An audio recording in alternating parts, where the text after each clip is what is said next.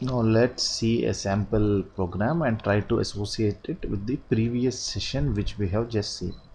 Okay, so let me start this thing. So I'm using the dev C++ compiler, and as I have instructed, so when you start it, you have something like a tip of the day, so where you can have multiple tips as to which is for as a good practice for programming. So you can go for the next tips, or you can go to the previous tips if you want to just view them again. Or if you're not interested in the tips, you can just check this box and say was do not display any tips, or you can just simply close this window every time it opens. Okay, a new project is created by either pressing this button or going to the file menu, new option, and then new project. Okay, so what we'll be currently dealing with is only console application. Okay, console application are those applications which are text based, okay, which take text based input or display text based output. Okay, so let us call this as hello world and hit OK. So once you hit OK, it will ask for a location to store it. I have a folder called as projects in my system, where I would create a new folder called as hello world, sorry, and in the same, all these projects are stored with a .dev extension, and I can save it.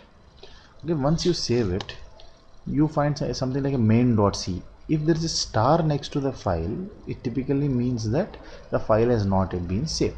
Okay, so when you hit the save button, you can see that the name is by default given as main.c. You can change it or you can leave it alone. I would change it as hello world.c, and I would save the file.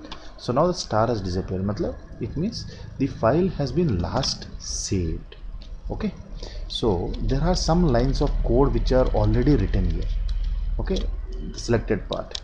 So this is hash include std watch, hash include std live.h. So these lines, as I would say, would fall under various categories. For a program to start, or the entry point of any program is always this particular block of statements. So this particular line designates the start of a function. Okay, so main is the name of the function. This would be the entry point of any program across most of the programming languages. So what does this int mean? What does this int argc mean? Char, I have a star, I see argv, and I see a set of square brackets. So what does this mean? We'll look at it slowly as the course progresses. So again, we see some line called as system.pause return 0. We'll look into the same as time progresses. Okay, so in our earlier session, we have seen something like declaration, definition, entry point to the program, subprogram, comments. Subprogram is something which we'll leave out for this particular video, and we'll look at it in the next video. Okay, so entry point to the program is something whenever I give an instruction to the computer should know that it is start at some particular point. So for any computer, the word main followed with this brace and ending with this brace is a point where it starts. Okay, so this is the entry point to the program. So anything that is written within this particular braces is called the statements pertaining to that particular main function. Okay, so any function, I'll just use a screen here, defined with round braces and then followed by curly braces. Okay, this particular thing is called a function. So every function has some functionality, so there should be some instructions. These instructions are displayed within the braces of the curly braces of the function in the form of statements. Fine. So suppose you have multiple statements. For example, I'll write statement 1, statement sorry again, statement 2. So what does each statement do? To define that particular thing, we have something called as comments. So what do these comments do? They define the functionality of a statement or a group of statements or an instruction, which is again a set of statements. Okay, So but how does the computer isolate these comments in such a way that the functionality of the program is affected? So for that we follow a certain convention. The convention is anything that starts with a identifier pertaining to a comment would be ignored for the functionality of the program. So we have two such identifiers here. So one is backslash backslash. So here I can type anything. This anything word that has been typed after this backslash backslash will be ignored from the entire functionality of this particular program. Okay, so the another type of functionality for comments is I have a backslash star, and then it comments out or it ignores all statements till the end point of that comment is met, which is again a star and a forward slash. Okay, I'm apologize for the confusion. These are forward slashes, not backslashes. Okay, so anything I write here is again ignored by the computer. So what do I write there? So all that I look towards writing is which provides some information about this particular program. For example, I can write the name of the author, then I can write the date it was created, then I can write the functionality. What is this program supposed to do? For example, let us create this program to display hello world on the monitor, right?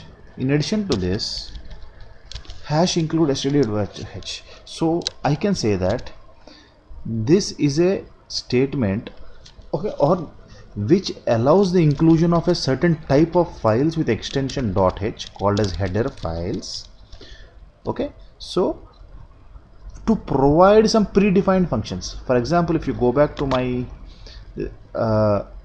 earlier video, so if you will see that there are some system defined instructions which I have called them system defined instructions. They are not system defined, they have been defined by some user at some point in time.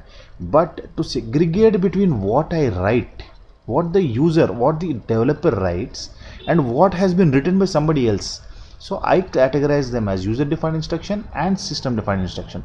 Under the system defined instructions, nothing but a set of statements which again are nothing but libraries, are also called as libraries. So this things stdio.h is a library or is a header file which contains instructions on how to display text on the monitor. So why do we need this? This is the beauty of C language, or one of the first languages which has implemented this functionality. So there has been some user who has earlier already written some lines of code which says, boss, this is a line I want to display as is on the monitor. So for such a thing, there is a function called as printf. So the convention is printf followed by a round brace, opening brace, and within quotes you have to write the text that you want to display. Okay, then you would close it with the double quotes, close it with the round brace, and every statement in C is followed by a semicolon, other than some statements where we'll look at it as and when they come in.